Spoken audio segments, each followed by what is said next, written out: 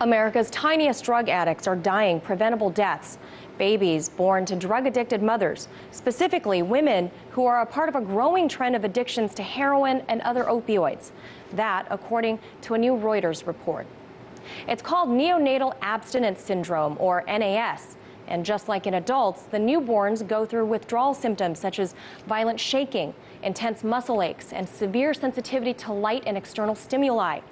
Reuters identified 110 different cases since 2010 where newborn babies were released home with their drug-addicted mothers.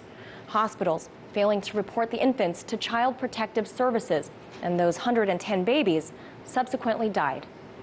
I know what you're thinking, but being born drug-addicted isn't what killed these babies.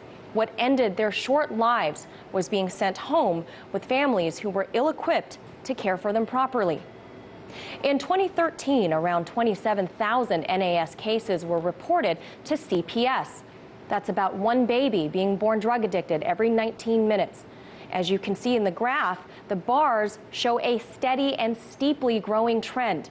But experts in the field say that the 110 deaths that were uncovered are just the tip of the iceberg, because about 36 states have laws or policies that do not require doctors to report the cases.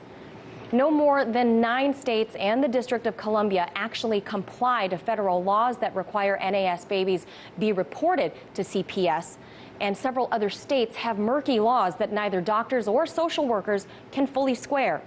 The loophole in many states arose following the so-called crack baby epidemic of the 1980s, when public concern was the war on drugs.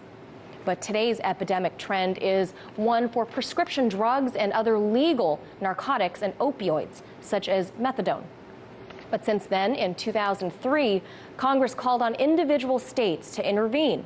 That well-meaning effort has clearly flown under the radar in some states like California, who don't comply and don't report. They continue to receive federal funding for such programs.